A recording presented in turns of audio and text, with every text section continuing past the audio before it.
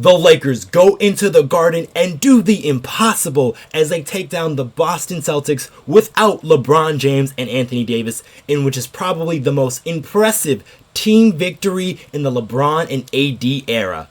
What's good, y'all, and welcome to another Lakers Digest video. And before we get into the craziness that was that Lakers Celtics game, I want to bring your attention to something, guys. There is 90% of you guys who have recently watched our videos who are not subscribed to the channel just yet. And if you guys want more of that Laker news, Laker reactions, trade rumors, game recaps, just every and all things LA Lakers, you guys want to come right here to Lakers Digest to make it your home for all of it. And we are pushing towards 2,000 subscribers, guys, and we were ever so close to that. So each and every one of you guys who subscribe to the channel really help out. Now, with that out the way, guys, let's hop straight into that game recap, guys, as the Lakers shock the Celtics in the Garden. So I'm going to be honest with you guys, I didn't really have too much hope for the Los Angeles Lakers, as we got an early report today saying that LeBron James and Anthony Davis were going to be out in this one. And then I thought the Lakers were probably just going to roll over, as in the past couple of games that they played against the Atlanta Hawks and the Houston Rockets the game before, they just didn't show the requisite energy and effort, and they were really played off of the floor from some of these younger teams that just really wanted it more. And the Lakers didn't really show too much fight, and it just really had me thinking really down about what could possibly be at the end of this road trip, as coming in against the Celtics and then the New York Knicks, who play really well at home. I was just really worried about how the Lakers were going to play.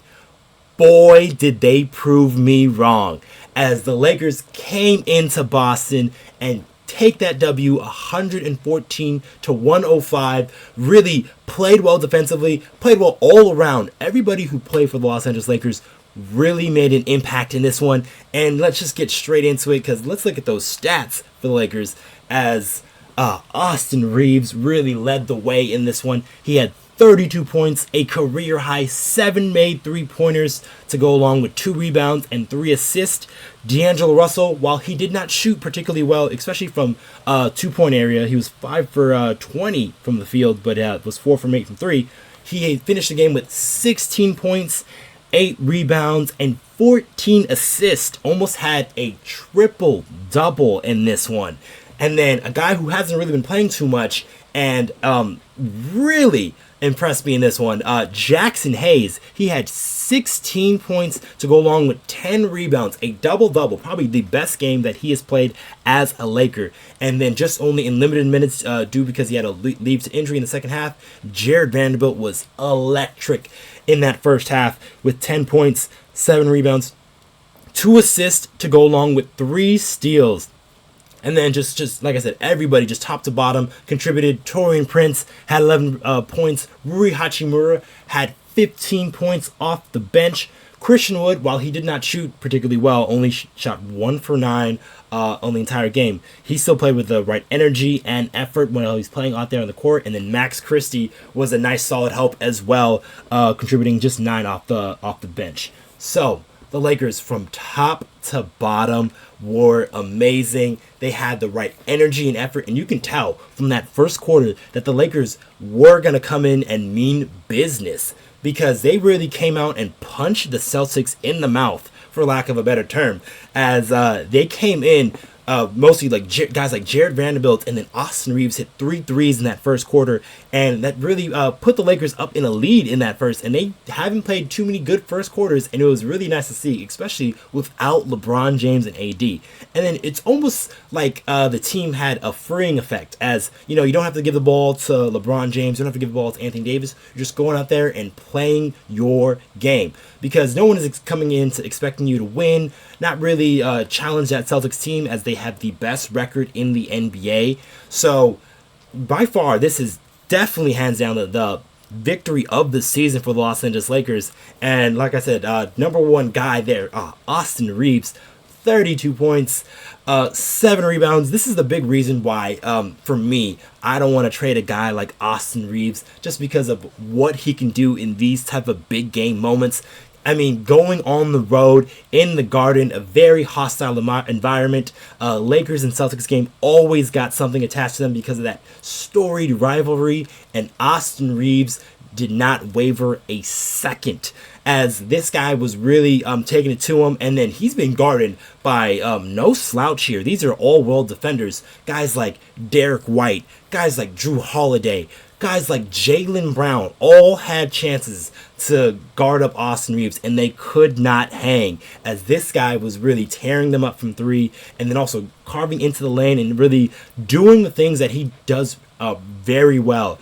And then another guy to go along with that, D'Angelo Russell, was tremendous in this game. Like I said, he didn't shoot the ball particularly well, especially from two, but he was really facilitating that offense for the Los Angeles Lakers, getting a lot of guys going, getting a lot of guys easy buckets, guys like Jackson Hayes, guys like Jared Vanderbilt. So these guys are hustle and energy guys, and then D'Angelo also was really just feeding those guys in a very easy situations. He had 14 assists, which is crazy to see, but like he was the main ball handler in this one and was really taking care of business. And that Laker backcourt really showed out. They played tremendous after having not too many good lackluster games. Reaves did have 28 in the last game, but it was in a loss. But this one, it was just, like I said, different energy and effort from the start. You can tell from that first quarter the Lakers were going to play well and continue to play well just because they just had no fear, it seemed like. So they jumped up onto the Celtics on a double-digit lead in that first quarter. And then the Celtics, they did come back with a couple of hits of their own, as they should, as, you know, they're, like I said, the number one team in the East, number one overall record in the NBA. And the Lakers really stand with them blow for blow. So the Celtics made a little bit of a run in that second quarter. They had some nice units there in their second unit. So like the Celtics starters were not great in that one. Tatum had 23 points, but then that was off of 21 shots. Porzingis was only 1 of 7 from 3. Derek White 1 for 5. Jaylen Brown was non-existent. Dude was a minus 20 from the floor on the plus-minus department, only had 8 points. Jrue Holiday as well only had 8 points as well. But off the bench, Hauser was the guy kind of keeping the game a little bit close there in that first half, as he was able to knock down threes and keep up with the Lakers' three-point shooting, which is something I don't say too often, as the Lakers are one of the worst three-point shooting teams in the league. They were hitting shots left and right, led by Austin Reaves. And just other guys of the factor. Jared Vanderbilt had 2 3-pointers in that first half before he had to leave for injury later in the game. But his energy was infectious. It really just kind of just spread throughout the whole team. Jackson Hayes was amazing. Dude played 34 minutes and had 0 fouls, which is probably the most impressive stat. This guy has been working overtime, it seems like, in the games that he hasn't been playing at all. He's been paying attention, been really attentive, and then you can see all that work that he's been putting in off the court translate in this game. And he had the tough matchup of guarding Porzingis, who's been having a pretty great year.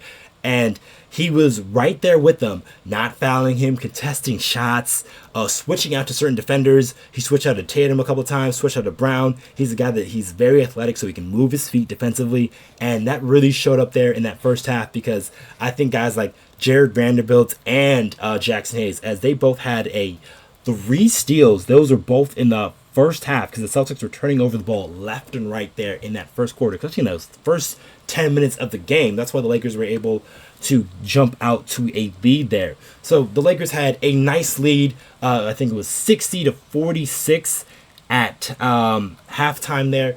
And then that had to do a lot with, like I said, guys like Austin Reaves, Jared Vanderbilt, Jackson Hayes. And then, unfortunately, Jared Vanderbilt did leave the game with an injury. There's more. I have more on that a little bit later in the video, but hopefully it is not too serious. But yeah, moving into the second half, Hachimura steps in for him into the starting lineup, and then he just doesn't miss a beat. As the Celtics, they do come back a little bit with a couple of haymakers, but then the Lakers are just right there, just pushing the Celtics back.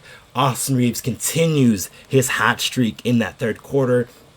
And then guys like D'Angelo Russell setting guys up for easy buckets. Rui Hachimura is scoring well off the bench, really using his body, using his size to get off easy shots down there in the paint, and then also shoot that patented mid-range jumper that he's got as well. And then we roll up into that fourth quarter, and then that's when you really start to believe that the Lakers had that, because they came out in that fourth quarter, and the Celtics had a couple of buckets, but they could not stop the Lakers to start that quarter. And then that's when you knew that game was packed up, as guys like Hachimura was hitting clutch shots. D'Angelo Russell hit a clutch 3 late. Austin Reaves was doing his thing. So all the guys up and down the roster contributed. Like I said, even Taurean Prince, 11 points in that one.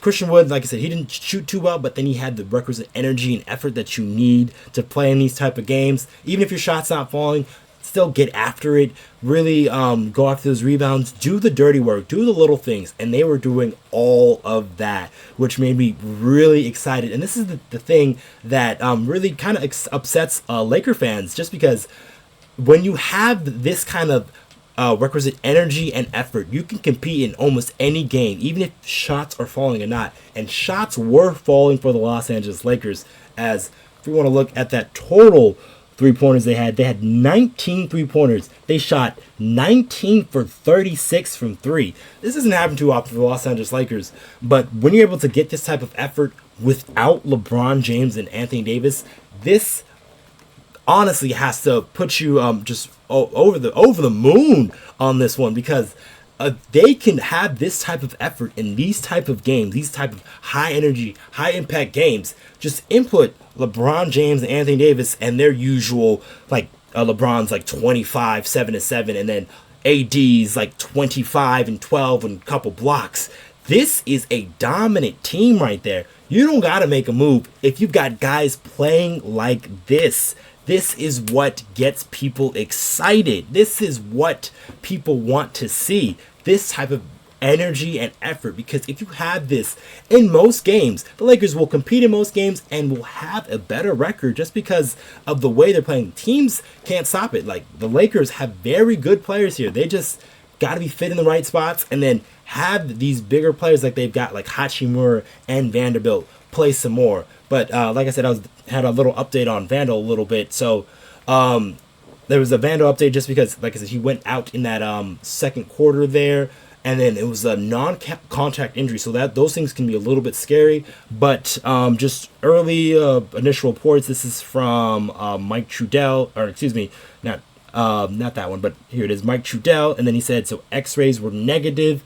So they're gonna await, as the Lakers have a travel day to New York. So we're not going to get an update probably tomorrow, but it's probably going to be Saturday that we'll get the next update on Jared Vanderbilt. And hopefully it is not something that is too serious. That is, since it was a non-contact injury, they got to see like what it is, because he was holding his foot, but then it could be another area. I don't want to speculate or say too much, but especially without more information. But yeah, hopefully it's not too serious, and then Vanderbilt can only miss a few games, possibly be back out there, because his impact and then his energy on the game really changed things for the Los Angeles Lakers. Vando was tremendous in that first half. He was guarding Jason Tatum. He was guarding Jaylen Brown. He was contesting shots at the top for Kristaps Porzingis, because he's got that very high release point. So his energy was so infectious, it really spread down the roster. And then even when he stepped out of when he wasn't in the game, the Lakers still played with that same energy and effort. So that was really great to see, even though he didn't play that second half. But we'll see and wait and hope that Vando has some good news coming up here. But the Lakers had a tremendous win in this one. Comment what you guys think about this Laker victory. Do you think this is going to propel them to do better things? They got the Knicks next up on the schedule, and yes, they do have a few injuries on their team, but they still got Jalen Brunson, and he's one of the toughest guards in the league. So we'll see what the Lakers do on Saturday in Madison Square Garden. But for this one, you guys enjoy this, because this was a tremendous victory for the Los Angeles Lakers. Like I said, comment below what you guys think about the game. I have been your host, Okechi Apakama for Lakers Digest, and I'll catch you guys on the next one.